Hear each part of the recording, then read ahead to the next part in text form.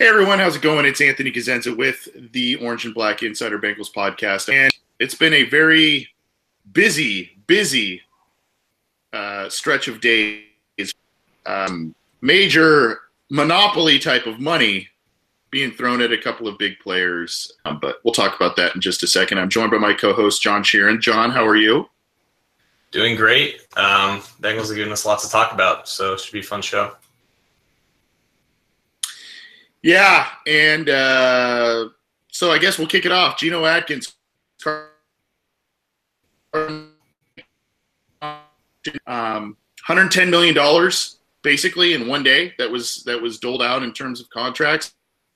And where I kind of wanted to start with is, how do you think? I mean, when you look at the numbers, Geno Atkins is basically paid one single season by any non-quarterback in his 30s, and Carlos Dunlap, on the other hand, is getting paid on $15 million a year, which puts him in the top five, number 5, as defensive ends go in terms of average per year. Or is this kind of like a lifetime achievement type of thing in terms of, hey, we'll pay a little bit more now because these guys have meant so much and they still lay in front of them?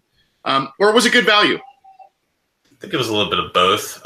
It's the beauty of them both getting those second contracts before their 4th years in the NFL. And that's the beauty of just them being, day 2 picks or day 3 pick for Geno, is that they're on 4-year deals and they can negotiate after that 3rd year. So they obviously got their second contracts way earlier than most. And that allowed them to get, still sizable deals when Dunlap's 29 and Geno's 30. And they both got these deals, and they both would have gotten, just as larger deals on the free agent open market because they're still good. And Geno Atkins is still, you can put him at 2, 3, 4. He's still top 5 at his position. Carlos Dunlap has always been, at least in the NFL ranks, respected as a strong side defensive end, as both a pass rusher and a run defender. They're both still at the top of their game still.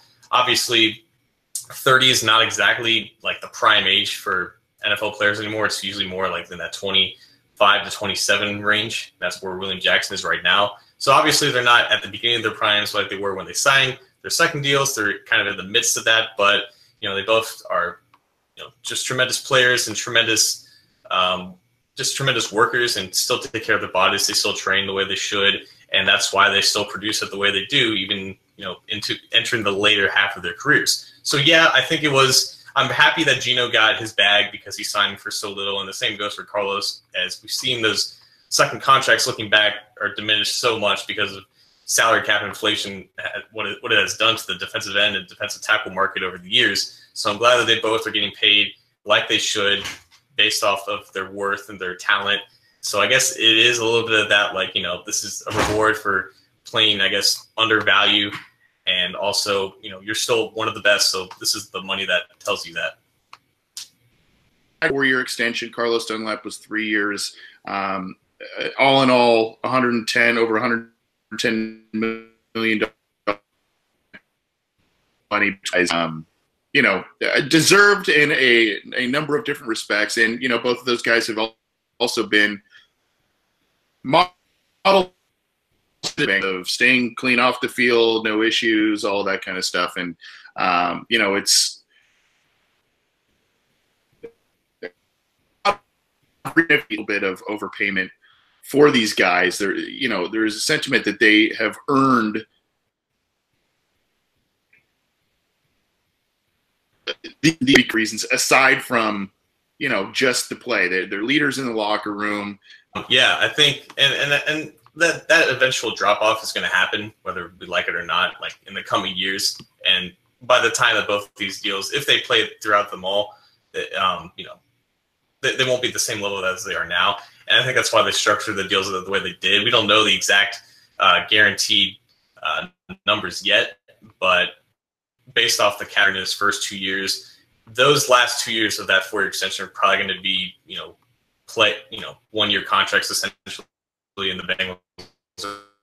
They want to, if Geno isn't obviously playing up to his worth. So they structured it well because of how old Geno is and how old Carlos is going to be. But also, this is a reward for their outstanding work as people in the community and obviously production on the field. I think if they could get 2 more productive years out of each of these guys, they should be pretty happy about contracts. Oh, for sure. Because, and again, that's the way they set this up. They know that they're in the midst of their prime, and they're not going to be at this level for the next 4 or 5 years from now. So they have a way out to relieve themselves from their cap hits. But they should expect a couple more great years from them because they're still great players. But that drop off, it kind of hits you like a stack of bricks. And this is just another one of those contracts that it looks big on paper. Like AJ Green signed a market value deal for the Bengals back in 2015, and his guaranteed money, initial wasn't as big as guys like Julio Jones at the time or Demaryius Thomas or Des Bryant got at the time, and they kind of set themselves up to have a way out just in case if they're not playing up to snuff. And obviously the Bengals have a tradition of making sure that they pay those guys throughout the duration of their contract. It's kind of like it's like a loyalty bonus, I guess. And that didn't happen for George Iloka for whatever reason, but these deals will probably work in a similar fashion. Yeah. Let's backtrack just a second and talk about the Geno Atkins, Carlos Dunlap contracts. And what I wanted to ask you was about we talked about the overall value of the contracts, just really the value to the team for what they signed for. We talked about over $110 million in total money given out. You had said, that the team needed to, the details in terms of total guaranteed money and all that stuff still has yet to come out. But you got 4 years for Geno Atkins. He's 30. Carlos Dunlap's about 30 years old as well. You got 3 more years for him. We know that sometimes the early 30s are when players kind of fall off the cliff a little bit in terms of productivity. We've seen some good things from them, both of them this preseason. So is the value there? And, if the team gets 2 more productive years, and when I say productive, I mean on par with what we've seen from them in their careers. If they get 2 more productive years out of those guys, I think that, it's a lifetime achievement contract, but I think that we can say, that's a fair deal for the Bengals too, because these have been 2 very good players and good guys for the team.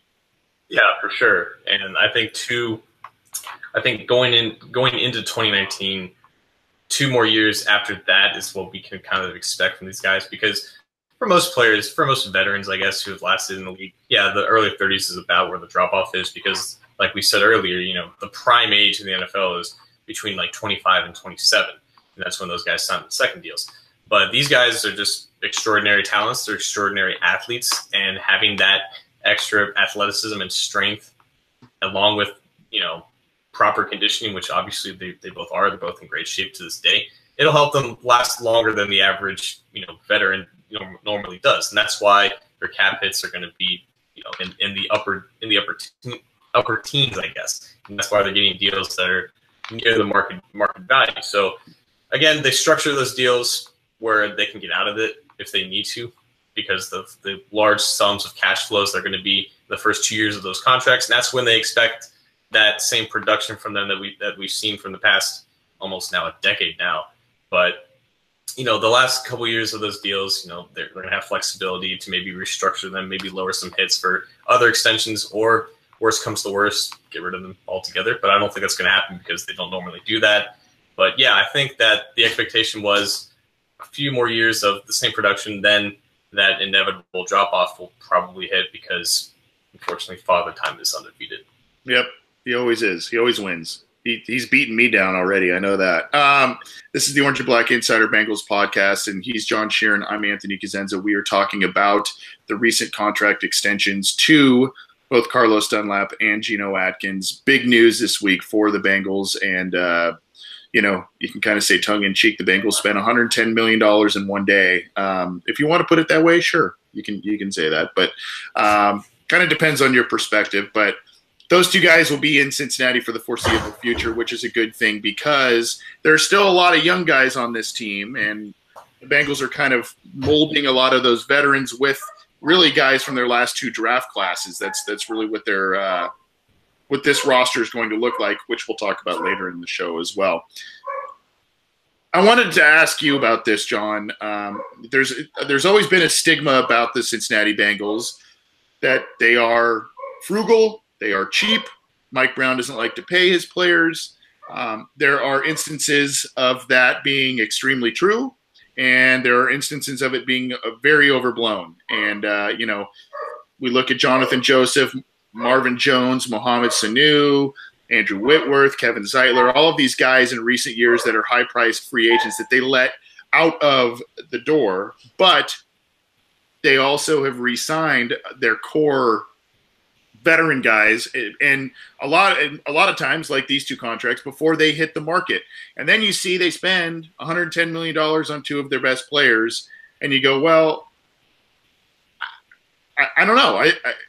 Is the cheap label a little unfair, or is it still like, hey, show me more in outside free agency, still hang on to your best players. Maybe this is a lesson learned from the Whitworth thing, even though he was older, they let him go and he was an all-pro last year. So I don't know. Do you still view this as kind of a frugal franchise, or did you even in the first place?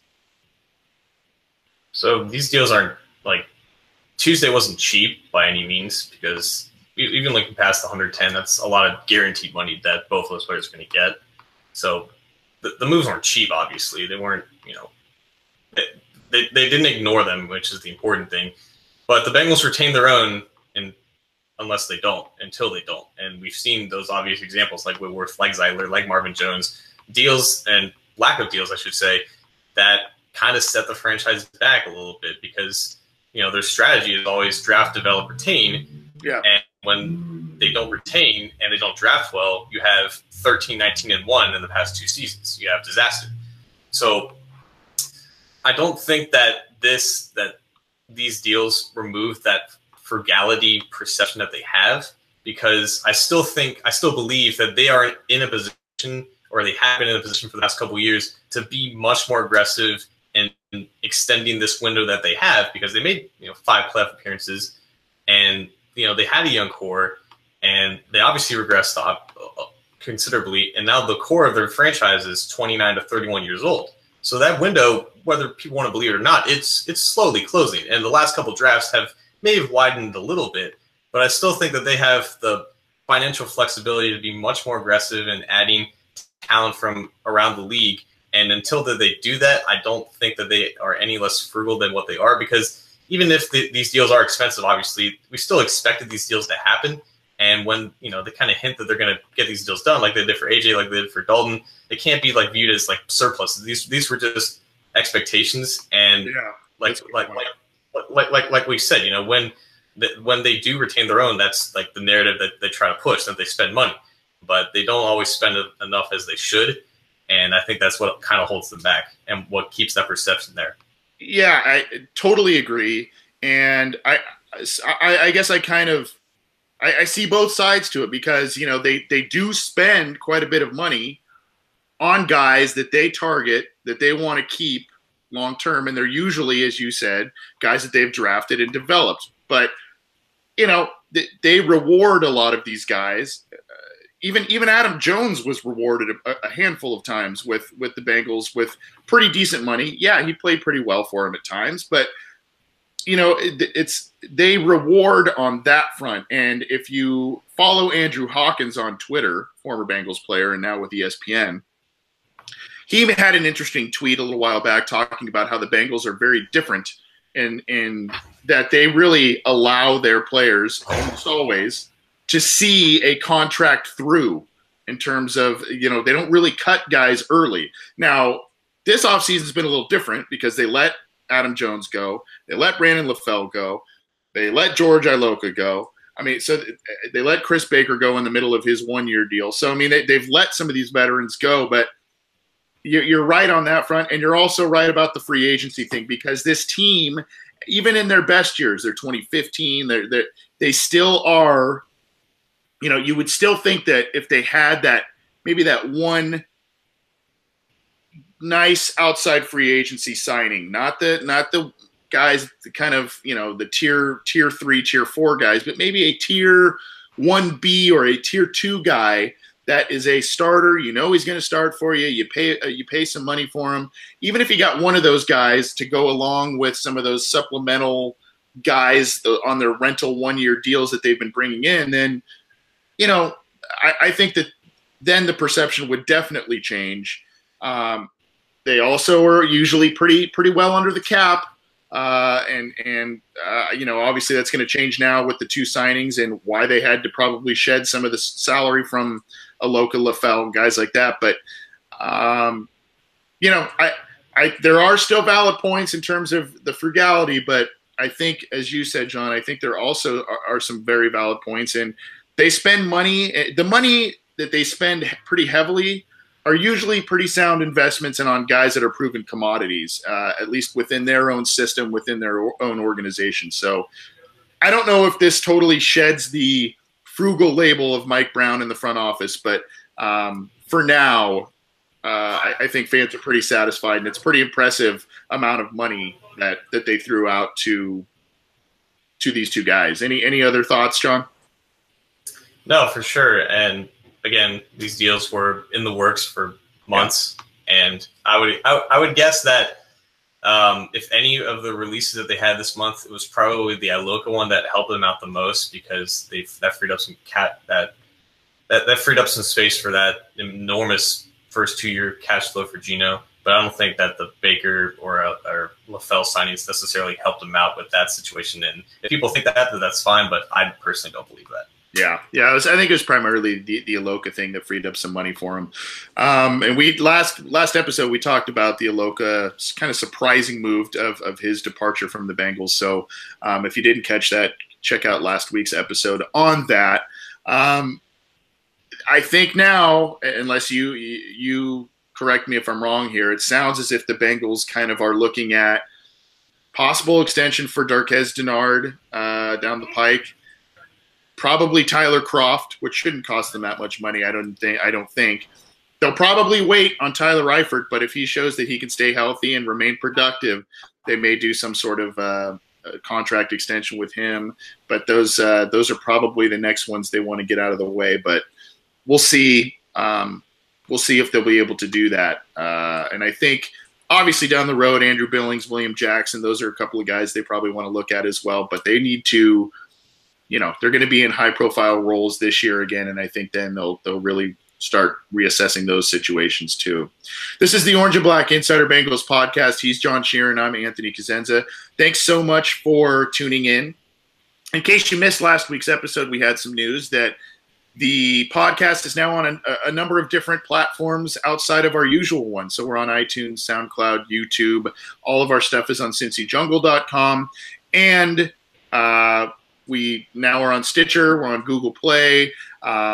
Awaiting approval still for another platform, which we'll announce when that comes our way. But and hey, if you did happen to download either this episode or last episode on Stitcher or Google Play, hit us up and let us know how that went in terms of searching for it, findability, all that good stuff. We want to know how that works. I'm an Apple guy myself, so I don't use those platforms for the show myself or for other podcasts, other things. So, if there's some feedback you want to give us on that, please do.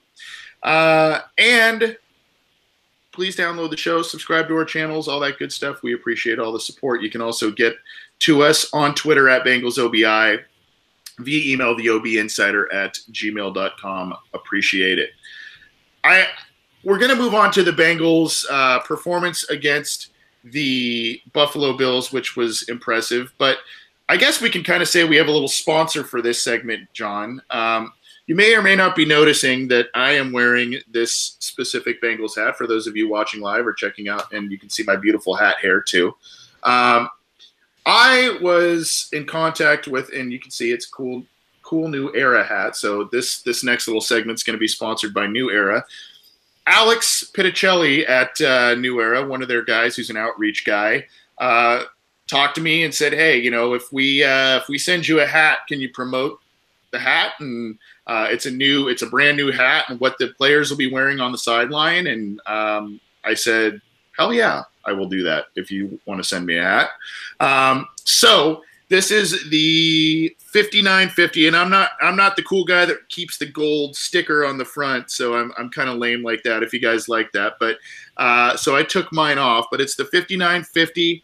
And it is the sideline gear, and you can see it's kind of cool. It's got the stripes on the side, on one side, a little different.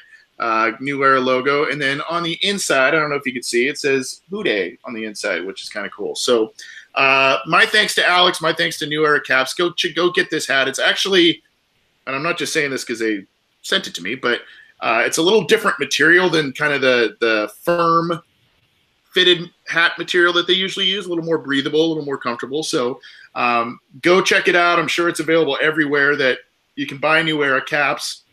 I recommend it. It's the fitted kind, so if you like the fitted hats, it's not flex fit, so it's size oriented. But my thanks to Alex and New Era Caps for the nice little gift here, and the fact that they want to be noticed on our show. We're flattered that they know about our work and all that good stuff. So go check out their stuff. New Era makes great hats in case you haven't bought one. And I'm not just saying that because I'm wearing it. It's good stuff. So cool stuff from those guys, John. And we'll see if we can get one sent over your way too. I'll hit up Alex and connect you. Yeah. Any hat representatives. I'm more of a snapback kind of guy. I'm more of an adjustable kind of guy. So okay. Okay. All right. I'll let him know for sure. So the Bengals beat the Bills 26-13 in preseason week 3. And this is our analysis, again, brought to you by New Era Caps. There's so much to talk about in this game, John. And I think obviously the biggest storyline is the performance of the starters, the guys that are kind of, 1Bs, heavy rotators, guys that are going to get a lot of time. They absolutely shined. So I guess my thing, there's a couple of questions here. Is this fool's gold because some people are picking the Buffalo Bills to not be very good this year, and the Bills have experienced a bit of attrition? And the Bengals just played well against an opponent that probably won't be very good in 28, or might not be very good in 2018. People thought they weren't going to be good last year, and they made the playoffs. Or should we be impressed that, hey, the most important preseason game, some of the biggest names came out, played really, really well. Tyler Eifert had his first catch of the preseason, took a nice hit, and got right back up. John Ross, big touchdown catch. A.J. Green looked great. Tyler Boyd looked great. Andy Dalton looked great. Fool's gold, or actually impressed, and this is maybe signs to come of a growing team in 2018? I would say both, because you kind of sugar-coated the Bills' progression. A little bit of attrition. I would say a lot of attrition. Yeah. They lost a lot of good names, good players, including Cordy Glenn. It's worse than ours, and that's not an understatement. But the Bengals' defensive line is still great, and I don't want to be too pessimistic. Like, they're still a good unit. It was just a matchup made in heaven. Poor pass protection, great pass rushers. Josh Allen gets sacked like 6 times. Not to mention, you're going from, I guess he wasn't too liked in Buffalo guy and Tyrod Taylor, who I would take over a number of other starting quarterbacks in the league. Then you go to Josh Allen, who I will ever be a good starter in the NFL just based off just analytics and history, and also Nate Peterman, who's not too much more impressive. So the Bills, in general, they're not an impressive team, and they're going to be fighting out of their way from the. They're going to be fighting I would say to get above 500. I don't think they're going to reach 8 wins this year, but the takeaways for the Bengals offense, obviously, passing game looks great, running game doesn't, and at the end of the game, I was kind of worried, going forward, but then I realized that running the ball doesn't really matter, because if you can pass the ball and create a bunch of explosive plays, that's today's NFL. SB today The great Charles McDonald at Four Verts researched explosive plays extensively for his part of the preview. He found that 6 out of the top 9 teams in the NFL in explosive plays all made the playoffs. And those 9 teams all finished above 500. And explosive plays mainly come from the passing game. And the Bengals offense is set up to create a bunch of explosive plays from the receivers. A.J. Green, John Ross, Tyler Eifert, Tyler Boyd over the middle that we saw against that game. You know, their passing offense is set up to be an explosive unit. And that's what's going to have to carry them if they can't get, you know, a solid rushing game going. And we've seen, you know, in this preseason, how they've wanted to run the ball just hasn't worked against any type of rush defense unit. So I think they're going to have to get creative to get, you know, Mixon and Bernard out in space with the ball in their hands, or just spread things out, you know, create larger boxes for both of those guys to put less stress on the offensive line and to give more lane to both of those guys. Because when they condense everything, they're getting no push. And when they're trying to run outside zone, it's 7-8 boxes, they're getting nowhere. They're getting more negative plays than positive plays. So I kind of rambled on a little bit, but I think there's good things and bad things to go from the offense in general. But I would say good things in the important things, and at least kind of work around their issues in the run game if they're not too stubborn about the way they go about it. Yeah, and some good news, I think, potentially for the Bengals running backs in terms of productivity, even though the run game has looked yucky. That's my professional analysis, by the way, yucky. Even though they have not had success running the ball, and that's been pretty much everybody except for Brian Hill and Trey Carson this preseason. I mean, Mark Walton, that poor guy, he can't get a yard to save his life, and it's not really his fault. He's getting hit right away. Joe Mixon and Gio Bernard last week, 10 carries for 10 yards on the ground. That's just not getting it done. But as you mentioned with the passing attack, and if you can pass the ball, there's 2 facets to this. If you can pass the ball and create explosive plays, that can propel you even if you don't run the ball very well. Well, both Mixon and Bernard are excellent pass catchers and can make things happen in the passing game. So they can be part of that arsenal to create passing plays, even if guys want to team up on Ross, team up on Green, team up on Eifert, what have you.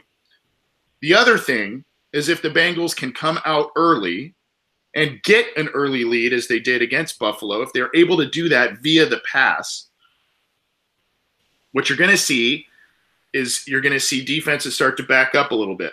And you're going to see, you mentioned, open up the box a little bit. Well, when you're throwing the ball downfield and you're getting, I mean, Dalton had 180 yards in a quarter and a half and 2 touchdown passes. So when you're able to do that because of the weapons you have, and hey, the run blocking hasn't been great, but the pass protection has been okay. There were some issues against Dallas, but overall, I think Billy Price not doing well in run blocking, as you have said in your posts, John, but showing some decent pass blocking grades. And there's some other players up front that are doing some decent things in pass protection. But I think then once you start to push the defense back a little bit because they're on their heels for those big pass plays, then potentially it'll open some things up in the run game. And that's going to be critical to wear down a team in general. If you get the early lead, then you open up things later on for the run game. As the game goes on, I think that's kind of a formula for success. But still, just it is a completely imbalanced offense at this point. And I want to ask you about this too, John, because the defense was great against the pass. Didn't let up a lot of big pass plays, and had 5 first half sacks, 6 total in the game. They still struggled against even backup running backs running the football, and they still struggled covering tight ends throughout the game. 2 themes of last year that are continuing to show up in preseason. Are you worried about that? A little bit, because I think the effect that Vontaze Burfict makes in the run defense is painfully obvious. And I'm of the opinion that linebackers aren't as important as the guys in front of them. And I think that the Bengals have a very good defensive line. I think in base they have bodies unit comes in, and you have Glasgow relieving like Geno, and what was it, like Josh Topo relieving like Andrew Billings later in the game. And then you still have Nick Vigil and Jordan Evans, who are athletic guys, but they aren't really aggressive when taking on blocks and going into their fits. And then you have, second level holes just wide open for, I think it was like Marcus Murphy, who's like the Bills' best running back this preseason. He had a decent game. So there's just a lot of those factors that, without Burfict, still the differences in terms of teams running the ball is night and day. And once he comes back, things will kick up like they always do. It's just a matter of how long he is back. But those issues are still kind of persistent. And again, it's similar to the offense. Like, as long as you can rush the passer and defend the pass, your issues in run defense aren't going to be as bad, but they're still going to lead to some warts like we saw against Buffalo. And those are just issues to watch because you're looking for, progress from Vigil and Evans as run defenders, taking on blocks, going downhill. And until they make that progress, then the effect in the linebacker room without Burfict is going to continue to show. Yeah, so the Bengals beat the Bills 26-13. They had essentially, I believe it was a 20 or 23-0 lead into the second half. So pretty impressive showing in general. Again, we're kind of talking about if this is fool's gold or not. Anyone that maybe flew under the radar, but you looked at when you reviewed tape that maybe impressed you with their performance that you didn't expect would, or someone that, obviously, like we said, Billings, Geno, Atkins, Carl Lawson, that we know some of these guys, really jumped off the stat sheet. But anyone that you saw that maybe went a little unnoticed but still had a really good game for the team?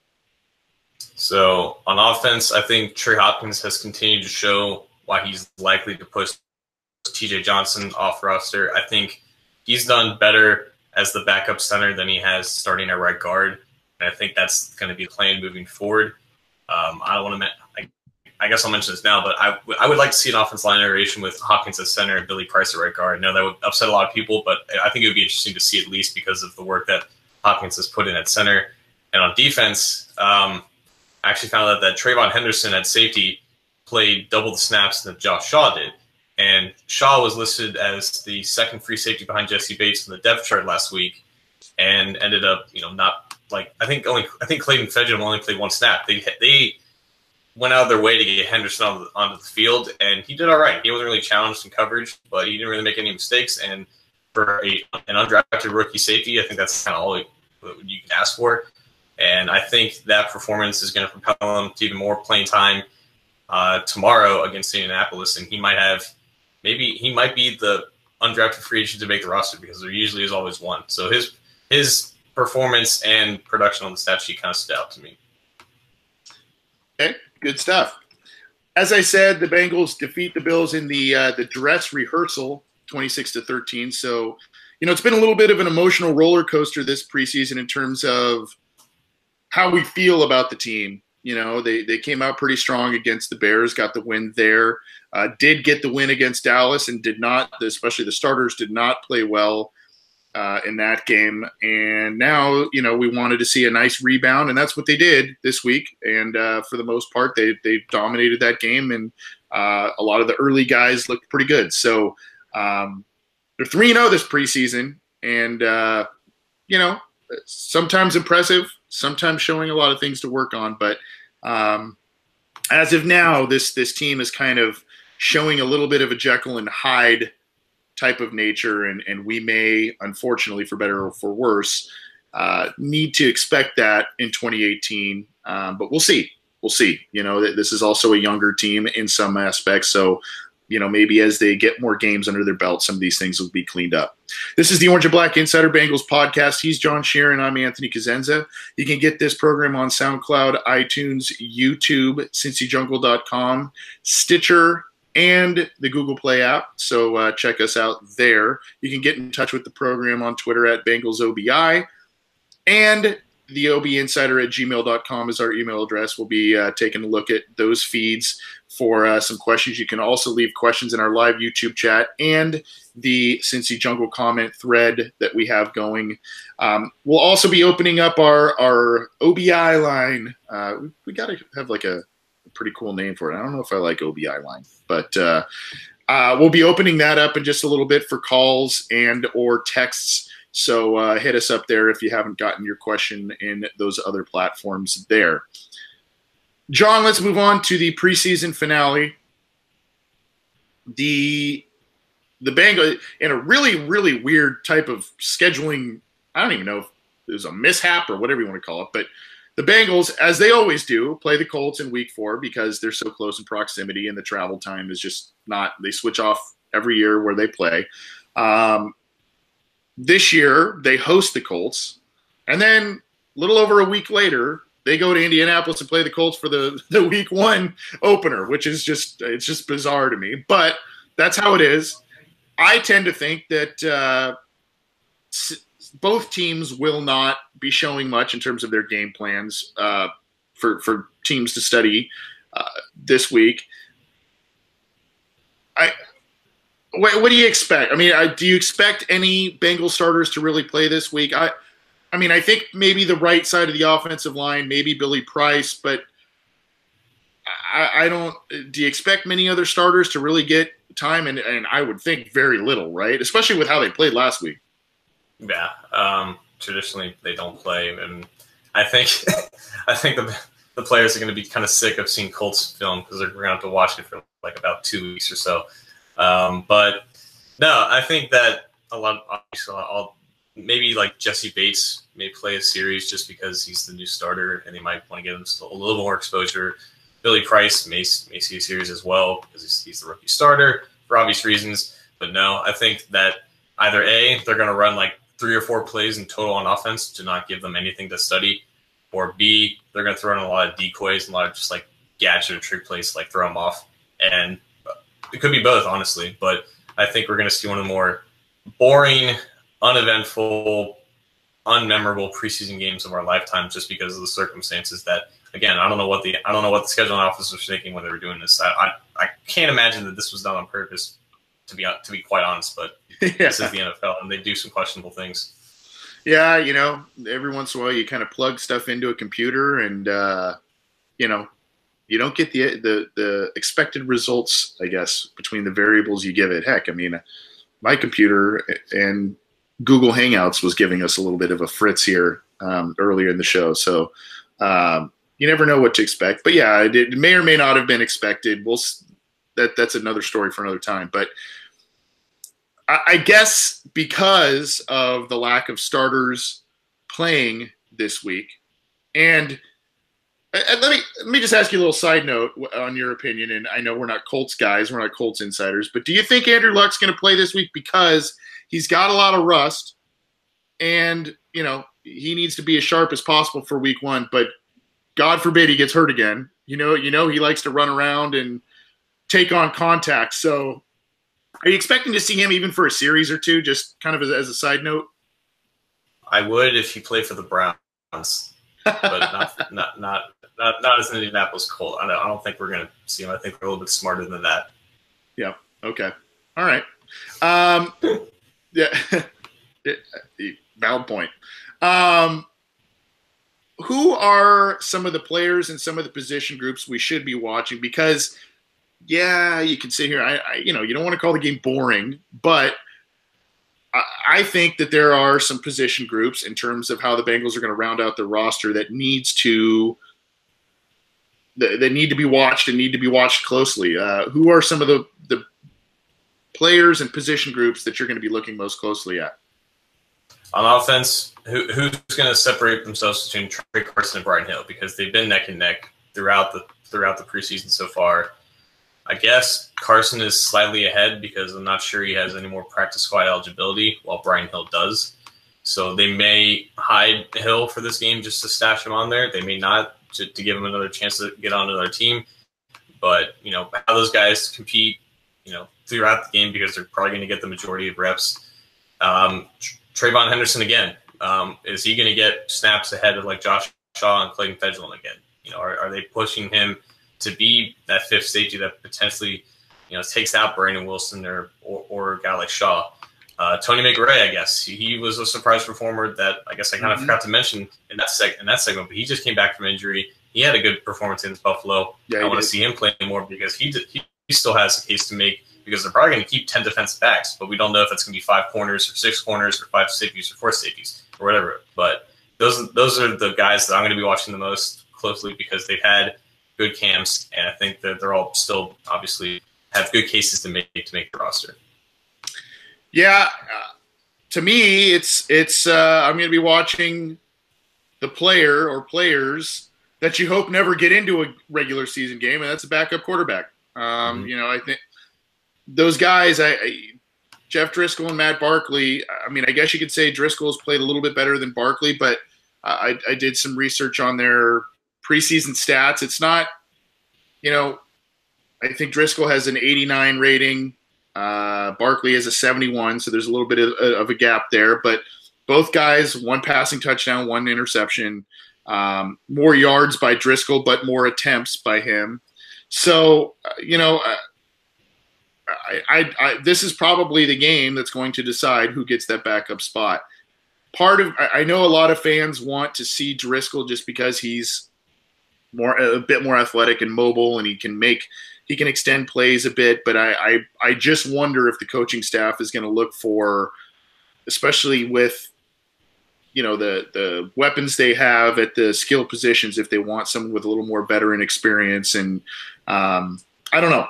I don't know exactly how that's going to play out there. I think Logan Woodside is, a year or 2 away from possibly competing for a backup spot. So he's probably going to be practice squad material, but he should get some extensive time. So I'll probably be watching that. And, Fisher and Aboihi, are they going to play? Are they going to play well and show that, yes, they'll be capable backups, but, what's going on with Fisher? Is he ever going to be a starter? Can he get in there and start for the Bengals at some point? Should they need him? And I don't know. Those are kind of some of the spots. I guess I'm going a little obvious because those are some of the bigger names of the backups, if you will. But, those are guys that are going to round out the roster, the back parts of rosters. And I don't know. That's probably kind of where I'll be looking, along with what John said.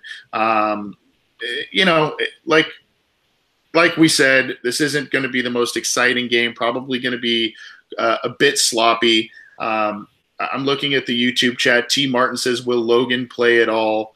I talked about that. Rob Vollett, will Core play? He's been injured, so I don't know. I think Marvin said he doesn't expect him to play. Yeah, so who knows what's going to happen with him now. And then you have Alden Tate, really kind of fallen off the map a little bit these past 2 preseason games. So I don't know exactly how that's going to round out there. Christian McCoy says, "I'm watching Sam Hubbard and Jesse Bates." Yeah, I don't expect either of those guys to really get a ton of time, but they'll probably get some. And everyone said, T. Martin, man, Barkley scares me. Okay. So yeah, I mean, that's kind of some of the sentiments of the fans and our live listeners this week. And preseason week 4, it is what it is. Yeah, and I have no doubt that obviously Driscoll is the fan favorite because not only has he produced more, but he's just more fun to watch because he can escape pockets and make throws on the run. And honestly, he might be better throwing on the run than he is in the pocket. So, backup quarterbacks are always the fans just want a guy to root for. And I guess he's just been more appeasing and likable through his play and his playing style than Barkley has. But regardless, do we really want to see them play? No, but Driscoll's, I guess, the funner guy, I guess. Yeah. He plays a little more backyard style football, runs around and tosses it up. But he made a couple of nice throws last week that I saw. Barkley made a handful of nice throws across the middle of the field as well. So that's a pretty tight race. It's a pretty tight race, and may the best guy win there. And hopefully they don't have to play because Dalton is playing so well and staying healthy that and the Bengals are winning games. That's not even an issue, but more just a guy to have on the roster in an emergency situation. We're going to get to listener questions here in just a few minutes. And you can reach us via call or text at 949-542 What's our number again? 542-6241. 949-542-6241. We'll get to those in just a few minutes. But before we do, a quick little segment here, John, I'm going to put you on the spot a little bit. Who do you think is it? Give me one surprise roster make, because final rosters will be set over Labor Day weekend here. One guy who makes the roster that surprises you or surprises fans, and one guy who doesn't make it that'll surprise you. I want to say Hewitt doesn't, and I've been so back and forth with him and Seath and Carter, because we've seen more of Carter than we have of Hewitt. And then we have reports that we were supposed to see more of Hewitt, but he got cramps or something like that. We don't know if that's coach speak or whatever. But for the third time, I'll mention Henderson's name, just because there's always going to be an undrafted – like Marvin Lewis always has an undrafted guy make the roster – an undrafted rookie, I should say, make the roster. And he has had more increased playing time. So I'm going to say he does make the roster over either Josh Shaw or Brandon Wilson. I'm going to say he makes over Josh Shaw. Another potential guy, maybe Brandon Bell. How many linebackers they're going to keep? He's played slightly more than Hardy Nickerson, who I think is still going to make the team, but we don't know if Vincent Ray's healthy or not. And Vincent Ray could get cut, and I think that's something that not a lot of people are talking about, because he hasn't played like at all this preseason because of injury, and we don't know if that's going to linger over, if they just want to just roll it with Bell or not. So I guess Ray would be my shot in the dark cut, just because I'm too back and forth with Hewitt right now, and I don't know what to think about that situation. And Henderson would be my surprise make. Okay. Yeah, interesting situation at linebacker, because Ray's been out of the lineup. Do they? I mean, if it's a really bad thing, do they IR him with designation to return, and that way they free up a spot? And then there's a spot freed up for the first month with Vontaze Perfect being out of the lineup. So, that's kind of a little bit of a scrum there as well. So, good stuff from you, John. I don't know if I really, it depends on your definition of surprise. Maybe a guy who doesn't make it is Adam Tate. Maybe the team just wants Cody Core, and they'll ride with his injury and go that route. And Adam Tate, like I said, had a great camp, had great spring, summer, and first preseason game, but hasn't done anything the last two games, and has, actually he kind of caused an interception last week. So, maybe that's a guy, a surprise guy. I thought Josh Tupou last week played pretty well. Andrew Brown, their 5th round pick, has been hurt. So maybe they go with Tupou, the big guy who's kind of known as a run stuffer because he's such that huge guy. Maybe they go with him, even with an off-season issue that he had. We'll see. So maybe those are a couple surprises. But there always tends to be a couple surprises, and there always tends to be, John, some knee-jerk reactionists as to, oh no, they let go of this guy, we can't practice squad him, he's too good. And lo and behold, the Bengals usually keep almost everybody that they want on their practice squad, Jake Elliott excluded. Usually they're able to initially sneak some of those guys onto the practice squad that they want. So I think the lesson there is maybe not to freak out so much right away. All right, well, those were surprise cuts or surprise makes by us here for the Bengals as they round out their final roster. And obviously next week we will be talking about the final roster as we go forward here. Let's get to some listener questions, and God help us if we have more issues here. Holy crap. All right. So we're going to start with, and like I said, you can call or text us 949-542-6241. And we missed somebody here, and I apologize. So you can try and call back. We were trying to get John back here when that call came through. I apologize. But you can give us a call again, 542-6241, or you can text too. That's cool. If that's easier for you. So, John, let's review some of these YouTube questions. We actually had a bunch earlier, and it's going to be hard to kind of discern where we're at. Let's see.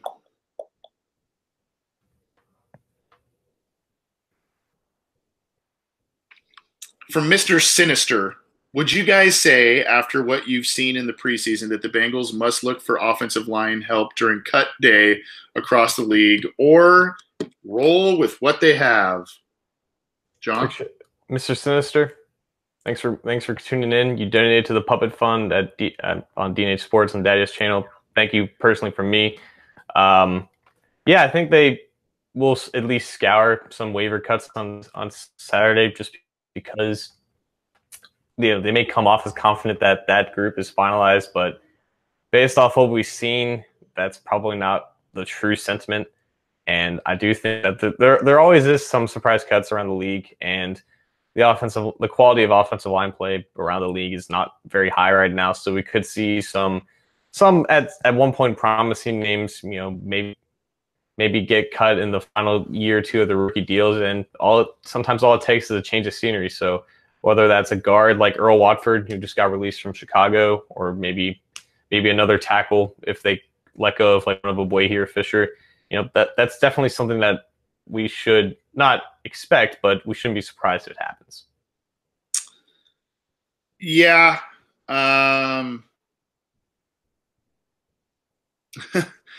It depends on who's available, because I looked a little while ago. I looked at available, right tackles and whatnot, and the pickings were slim in terms of availability then, because most have been picked up during the free agency period. But you never know. I mean, the Bengals let go of George Aloka kind of middle of the preseason, and there are other guys that are, mid-level, pretty decent players that are maybe making a little more money than they should, that could come in and maybe be a better scheme fit with the Bengals. You never know. I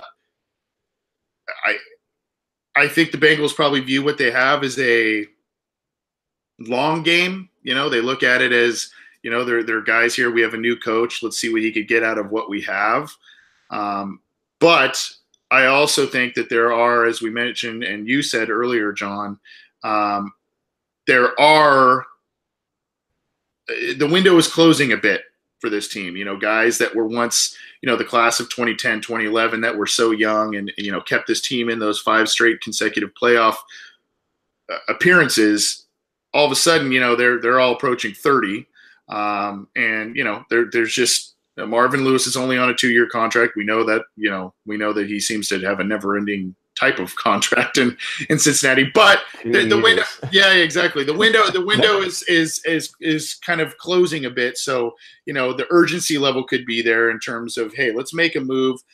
We've seen them, we talked about it on the program before, we've seen them do stuff at the end of free agency, be it through trades or pick up guys. Brandon Tate was a late addition who stuck with the club for a handful of years. Reggie Nelson was a trade they made at the end of preseason, and he was a great player for the Bengals. So Kelly Jennings, other guys were added during the summer. So don't be surprised if there's an addition, but I just don't know. It totally depends on who is going to be out there and what the fit may be for the Bengals. And who knows, maybe even if there's an injury, God forbid, in this next game coming up. But good stuff, and I'm glad to hear that Mr. Sinister also donated to the fund for the other program that you are on. That's good stuff.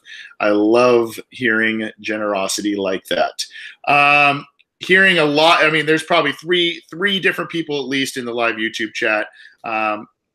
Does Dennard get signed now that the Bengals doled out a bunch of money to Atkins and Dunlap there? So we talked about it a little bit, but do you think they get something done pretty soon with him or at all, because he is now in that final year here of his deal, and they've got the money tied up a bit into Drake Kirkpatrick. they've got William Jackson in the fold for a handful of years, and Dennard is kind of their slot guy, plays outside occasionally, but I guess it's a matter of value and all of that. But do you think they get a deal done with him, an extension done? I wish I could say yes or no with any confidence, because we just have not heard anything about this. And I'm sure that they have been working on it, because I think it's way more likely that they get a deal done now than if they get a deal done, like after free agency opens, because I do think with his prospects being 26, 27 years old, hopefully coming off 2 very solid years at nickel cornerback, which is a position that's obviously rising in value in the modern NFL defense. I think that I'm going to say he doesn't, just because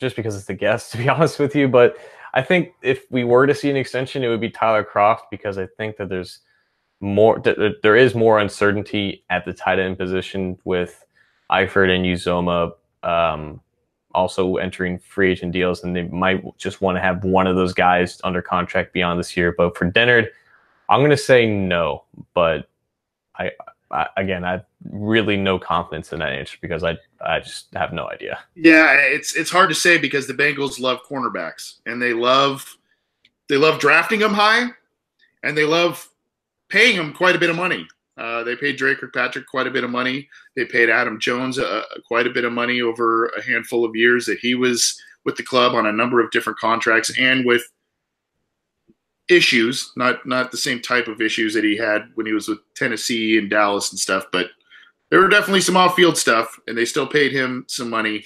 They'll probably, if William Jackson ends up living to this off-season hype that he's been receiving this summer here, they'll probably be paying him quite a bit of money. So is it like, Dennard, he was a disappointment at the beginning of his career, but has kind of stepped up his play of late. I think they want to keep him, but the price has to be right. And if the Bengals again end up picking, in that first round in the teens or 20s, that might just be a more affordable option for another cornerback that they look at. But obviously, with offensive line still seeming to be a glaring issue, that's a pretty big decision to make there. So I'd like to think they get it done.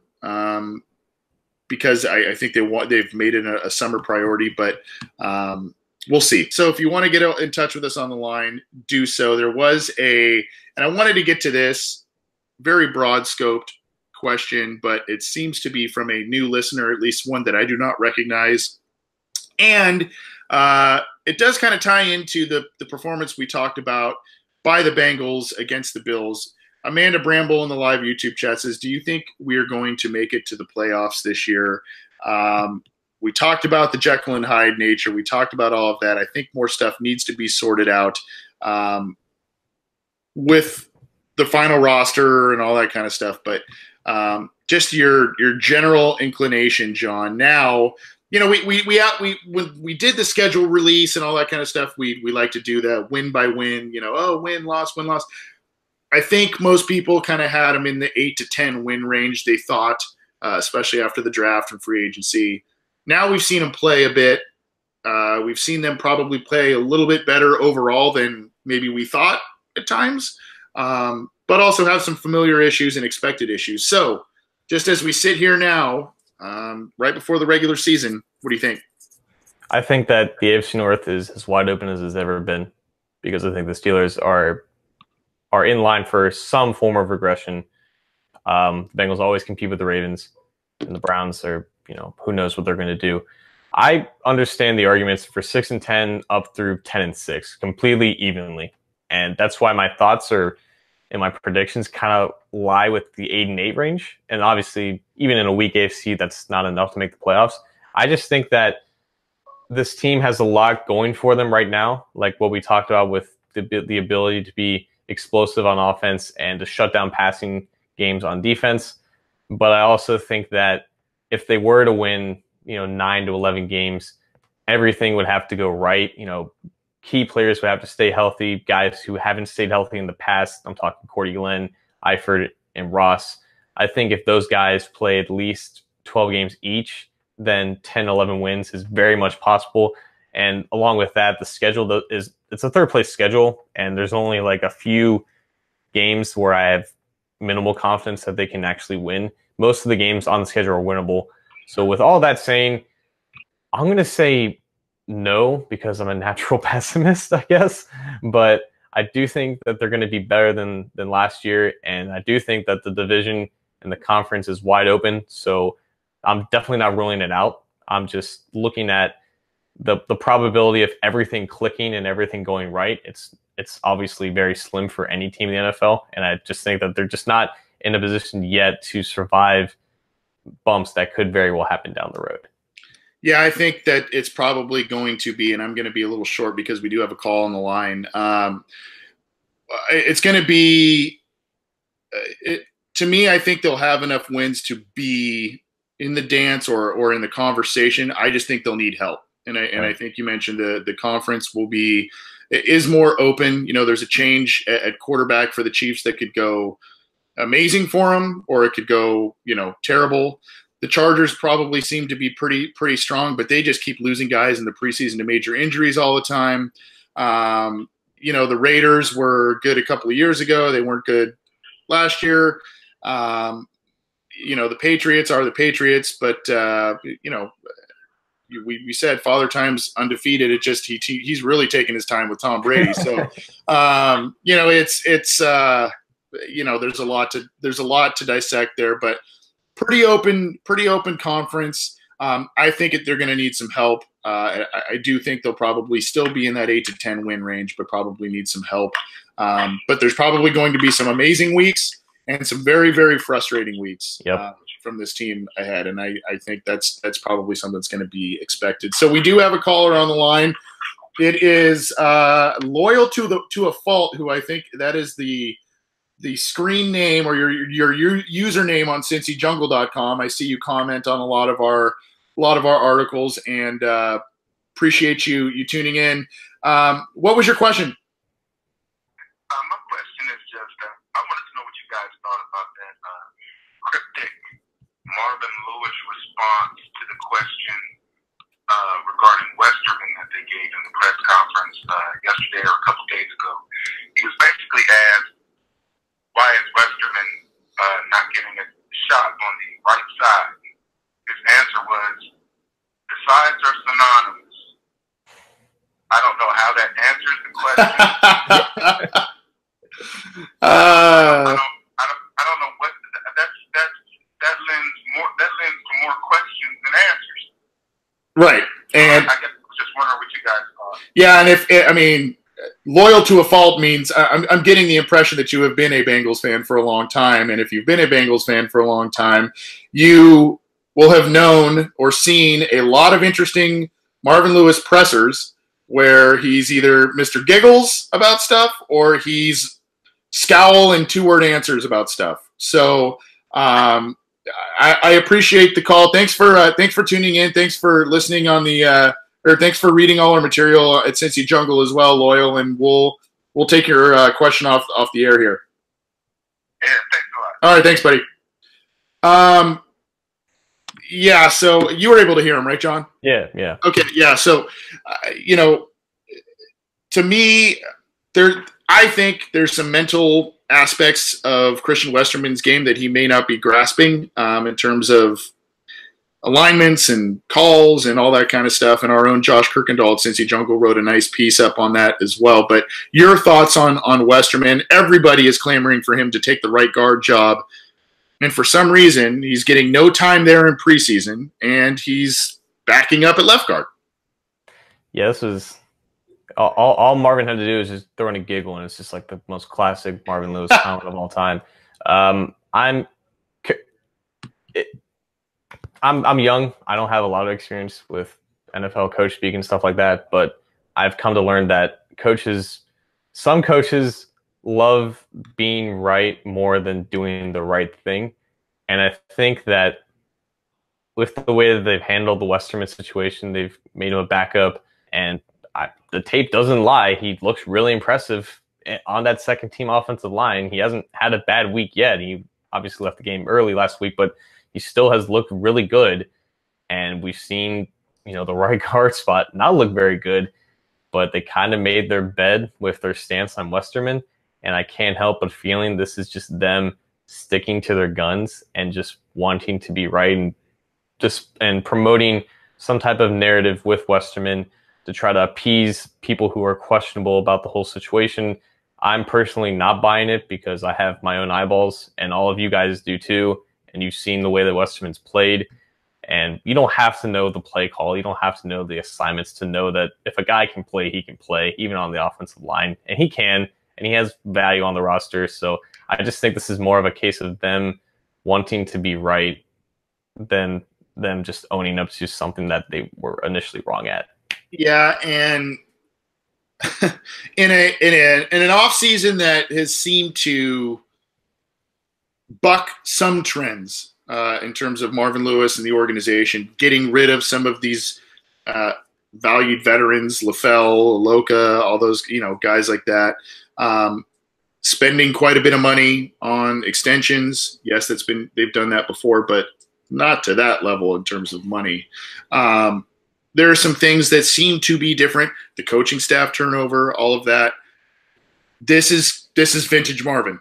This is vintage Marvin. And if you remember, you said you're a bit younger. You may or may not remember this, John. But when Carlos Dunlap, the guy who just received a $45 million contract, when he was a rookie in 2010, he did not play much at all the first half of the season because there were rumblings of not practicing the right way, and he needs to get with the program and all that kind of stuff. Lo and behold, the Bengals have a pretty terrible season, so they start playing him more to see what they have out of the young guys when the season's already out of control, and the guy has almost double-digit sacks. And as many franchise record. Yeah, he ended up doing it. But in that season, though, I'm saying he played maybe half a season, and he had almost double-digit sacks that year. And you sit here and you go, okay, well, yes, I get the old school coach mentality of practice the right way and show the right attitude and all of that kind of stuff. But that stuff doesn't necessarily translate all the time to the pros in terms of sending a message or, these are guys making a lot of money, and these aren't guys on scholarship and, coach is going to pull my scholarship if I don't, work out the right way and all that kind of stuff. That's not, yes, there are suspensions for conduct detrimental to the team, and yes, you could be cut and all that kind of stuff. But just to send a message and as a possible detriment to your team at a position that you desperately need some help at, I don't know. But I also look at it from the standpoint of, well, this was a guy who was largely viewed as a second or third round talent a couple years ago when he came out of the draft in terms of draft analysts, fell all the way to the fifth round. So maybe there's something there that they just don't want to publicly say, whether it's study habits, whatever, that they don't like, the teams didn't like in the pre-draft process, and that's why he fell further than expected. But again, this is something that's detrimental to the team and, potentially detrimental. And we also know Marvin Lewis doesn't like Pro Football Focus. He's publicly said that before. I believe he called it a dumbass website at some point. Frank Pollock kind of said the same thing about some of his guys' performance this preseason. Granted, that's not